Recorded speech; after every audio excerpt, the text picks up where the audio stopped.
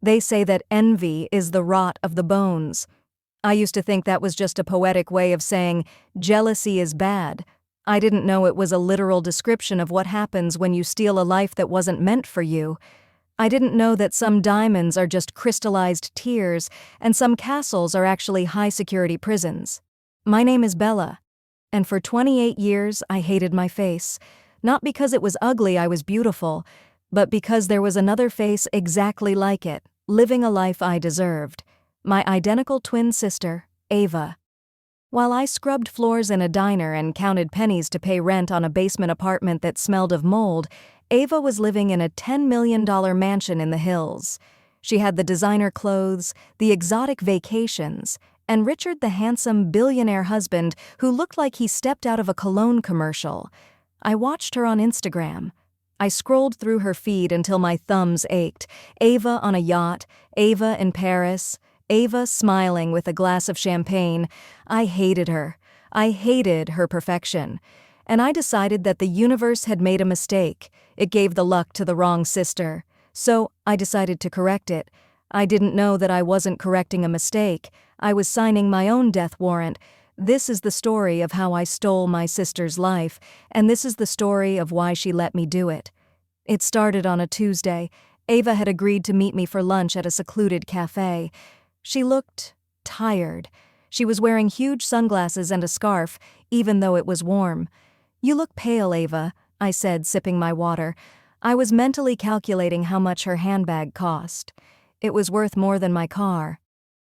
"I'm just stressed, Bella," she whispered, looking over her shoulder.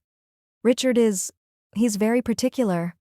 I have to be home by 3 p.m. exactly. He doesn't like it when I'm late." I rolled my eyes. "Oh, poor little rich girl. Your billionaire husband misses you too much? Must be hard." Ava didn't answer. She just stared at her hands. Her fingers were trembling. I didn't see the fear. I only saw the ring, a 5-carat diamond that caught the light like a star. "I have a headache," Ava said. "Do you have any aspirin?" This was my chance. I had been planning this for months. "Sure," I said. I reached into my bag, but I didn't give her aspirin. I gave her a powerful sedative I had stolen from a friend who worked at a vet clinic. "Here, take 2. It'll help." Ava swallowed them with her tea. 10 minutes later, she was slumped over the table. I acted quickly. I told the waiter she had fainted from low blood sugar. I dragged her to my rusty sedan in the back alley. I drove to a cheap motel on the outskirts of town. I stripped her of her silk dress, her heels, and that magnificent ring. I dressed her in my greasy diner uniform. I left her my ID, my keys, and a note that said, "I'm running away, don't look for me." I looked at her sleeping form one last time. "Enjoy poverty, Ava," I whispered. "It's my turn to be the princess." I drove her Porsche to the mansion. The gates opened automatically when they scanned the car tag. I pulled into the driveway. The house was a palace, white marble, floor-to-ceiling glass, an infinity pool that seemed to drop off the edge of the world. I walked in. The air conditioning smelled like vanilla and expensive linen. I ran to the master bedroom. The closet was the size of my entire apartment, rows of Chanel, Gucci, Prada. I spun around, laughing. I drank champagne from the bottle. I took a bath in the jacuzzi. I looked in the mirror. I put on the diamond ring. "Hello, Ava," I said to my reflection. "You look stunning." I waited for Richard to come home. I imagined how it would go. He would kiss me, tell me I was beautiful, take me out to a Michelin-star dinner. I would be pampered. I would be adored. The front door opened at 6 p.m. sharp. I heard heavy footsteps. "Ava?" His voice wasn't warm. It was commanding, deep, cold. I ran downstairs, putting on my best smile. "Richard, you're home!" I went to hug him. Richard didn't hug me back. He grabbed my wrist, hard. His grip was like a steel vise. He pulled my arm up to his face and looked at my watch. 6:05, he said. His eyes were devoid of any emotion. They were shark eyes. I missed you," I stammered, confused. "I lost track of time." "You lost track of time?" Richard repeated. He didn't blink. "Rule number 1, Ava. Dinner is served at 6 ngay. You are seated at 5:55. Why are you wearing that dress? I didn't lay that out for you. I froze. I just wanted to look nice. Richard shoved me backward. I stumbled. Go upstairs, he said calmly. Take it off. Put on the white silk, and scrub that lipstick off. You look like a whore. You know I hate red. I stood there, stunned. My heart started to hammer. This wasn't the charming billionaire from Instagram. This was something else. Richard, Now! He roared.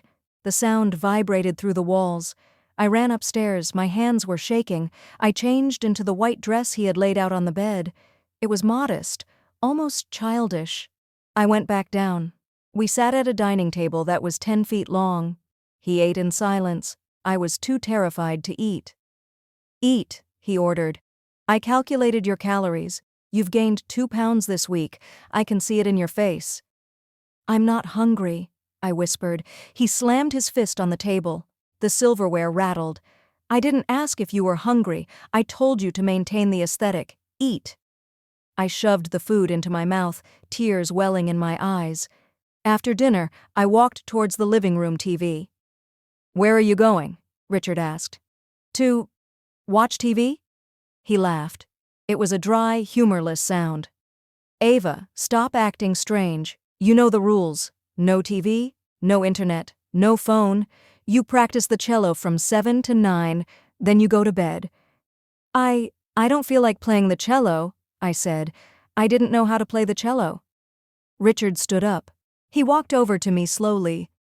You are testing me today, he whispered, leaning into my ear. Did you forget what happened last time you tested me? He reached out and touched my shoulder. I flinched. He smiled. You're shaking. Good. Fear keeps you perfect. He locked the doors. I watched him punch a code into a security panel. Richard, I want to go for a walk, I said, panic rising in my throat. No one leaves this house, Ava, he said.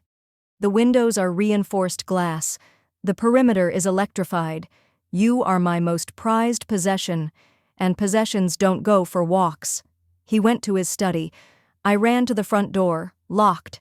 I ran to the back door, locked. I tried to open a window, it wouldn't budge.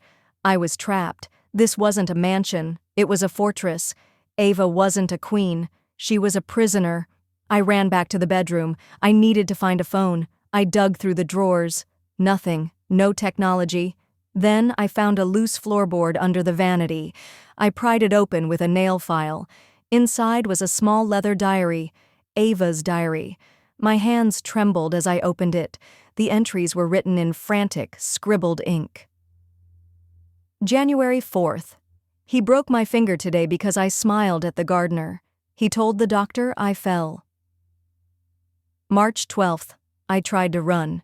He caught me at the gate. He locked me in the basement for 3 days without light. May 20th. There is no way out. He has cameras everywhere. He owns the police. If I leave, he will kill me. The only way to escape is if I disappear completely, or if someone takes my place. I stopped reading. My blood ran cold. If someone takes my place. I flipped to the last entry.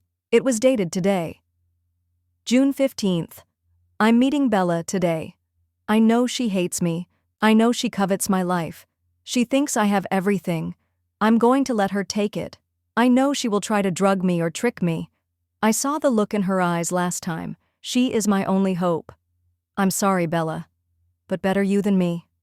You always wanted this life. Now it's yours. I dropped the diary. Ava knew. She didn't drink the tea because she was stupid. She drank it because she was desperate. She let me kidnap her. She let me steal her car. She switched places with me on purpose. Right now she was waking up in my motel room, putting on my waitress uniform and probably crying tears of joy. She was free. She was invisible. And I was the rat who had walked willingly into the trap. The bedroom door opened. Richard stood there. He had taken off his jacket. He was rolling up his sleeves. You didn't play the cello, he said softly. He walked into the room and locked the door behind him.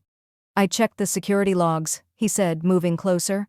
The car arrived at 4:30, but you greeted me at 6 now. You spent an hour and a half doing, What, exploring?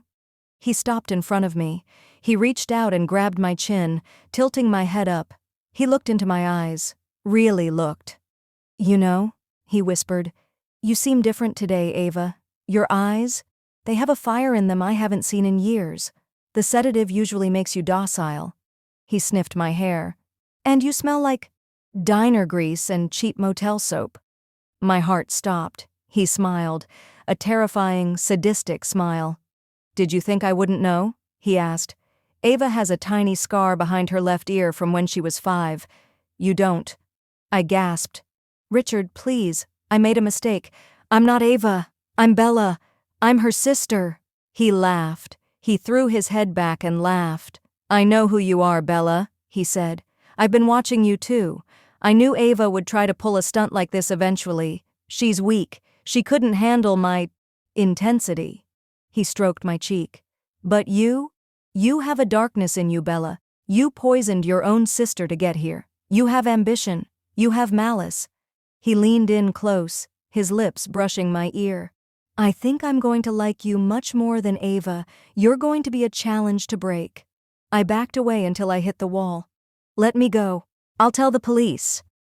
Who will you tell? Richard asked, unbuckling his belt. To the world, you are Ava Vance, and Ava Vance never leaves the house. If you try to run, I'll show the police the footage of you kidnapping your sister. You're a criminal, Bella. You belong to me now. He turned off the lights. Now, he whispered in the dark, let's teach you the rules. It has been 6 months. I haven't seen the sun. I wear the white dresses. I eat the measured food. I learned to play the cello. Sometimes Richard brings me a newspaper. Last week he showed me a small article in the society section. Waitress wins lottery. There was a grainy photo of Ava. She was wearing my old jeans. She was smiling. A real, genuine smile I hadn't seen in years. She had claimed a winning ticket she bought at the gas station. She is moving to Italy. She is free. I look around my golden cage. The marble floors, the silk sheets, the diamond ring on my finger that feels heavier than a shackle. I wanted her life. I prayed for her life. And God, in his cruel sense of humor, gave it to me. Be careful what you wish for, because sometimes the grass isn't greener on the other side. It's just painted green to cover the graves. The moral of the story. Envy is a blindness that stops you from seeing the hidden battles of others. We look at people's highlight reels and assume their lives are perfect, ignoring the reality that happens behind closed doors. There is no such thing as a perfect life. Everyone is fighting a war you know nothing about. Appreciate your freedom, your flaws, and your own journey. Because the moment you try to be someone else, you lose the only thing that truly belongs to you, yourself. Don't trade your freedom for a gilded cage. The lock is always stronger than the gold.